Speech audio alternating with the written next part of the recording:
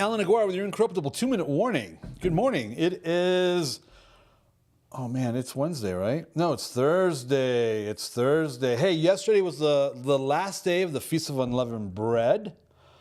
It was the high Sabbath. That means as of last night after sunset, you are now free to eat leaven. You can eat bread, muffins, pancakes, certain tortillas. What else can you eat? You can eat certain pastas. You can go back to life as normal, I guess. You could say that. Anyway, I haven't broken my fast yet, so I need to go to the store and get some leaven products in my house. Beer. And what else? I haven't had a hamburger. I haven't had a pizza yet. Look at my hair. It's like, my hair's getting long. I haven't cut it. We talked about that before. I mentioned how I might just let it go, man. Just let it go, go, go. Hey, we're back. We took the day off yesterday because it was the high Sabbath.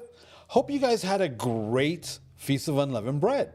I mean, we're marching. We are marching to Shavuot. That's what we're doing. Speaking of Shavuot, if you haven't registered, because we're working with you can eat chicken nuggets, says Nathalie. Oh man, that's so rad. Yes, you can. You can eat chicken nuggets all day long if you'd like. What was I going to say? Okay, so we are counting our way to Shavuot. Today is day 5, isn't it? Sunday, Monday, Tuesday, Wednesday, Thursday. Today is day 5 of the Omer count. And we are counting our 7 weeks, our 7 Sabbaths towards Pentecost, the 50th day, Shavuot, and our Shavuot conference. We are doing the Shavuot conference again this year. If you haven't registered for the conference or the hotel, because we're working with the hotel, so we have a discounted rate for Chameleon Church peeps. That cutoff is tomorrow. So if you haven't done it yet, please go and do it. The link is chameleonchurch.com/Shavuot, SHAVUOT. And you can register for the conference and you can register for the hotel. Man, we are so excited to have here's my Texan. We are so excited to have all of y'all with us. If you hear that little baby in the background, that's little Boaz. My grandson Boaz is hanging out with us, and he's just not cooperating right now. Okay, so Roman holiday. We are calling this Roman holiday. We are going through Romans. It's Nathalie's fault, so if you want to flame mail her, just kidding. I'm excited. I have thought about this for a while. I think I felt a little intimidated. Not just intimidated, but there's a lot of information out there about Romans. But you know what? I think it's important that we go through it because we do things differently around here. We will dissect this verse by verse. And so, let's go. Okay. Romans 1, 8 through 15. Longing to go to Rome. Verse 8. First, I thank my God through Jesus Christ for all of you because your faith is proclaimed in all the world.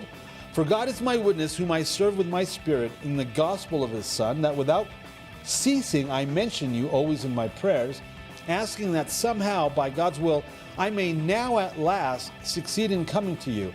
He's not in Rome. He wants to go to Rome. He's not there. He hasn't gotten there. For I long to see you that I may impart to you some spiritual gift to strengthen you. That is, that we may mutually encourage by each other's faith, both yours and mine. That's a good thing. I like that.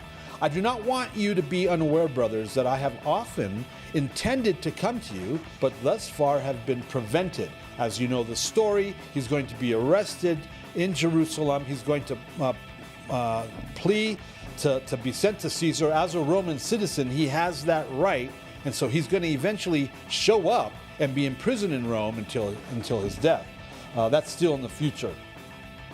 That I have often intended to come to you, but thus far have been prevented, in order that I may reap some harvest among you, as well as among the rest of the Gentiles. That's important for you to understand, that he may reap some harvest among you, the church in Rome, as well as among the rest of the Gentiles. That's important because you need to understand who he's writing to. Paul, the apostle to the Gentiles, is writing to the Gentile church in Rome. It's not just predominantly Gentile like Corinthians, the church in Corinth. No, this is pretty much across the board Gentiles. I am under obligation both to Greeks and to barbarians, verse 14, both to the wise and to the foolish. So I am eager to preach the gospel to you also who are in Rome.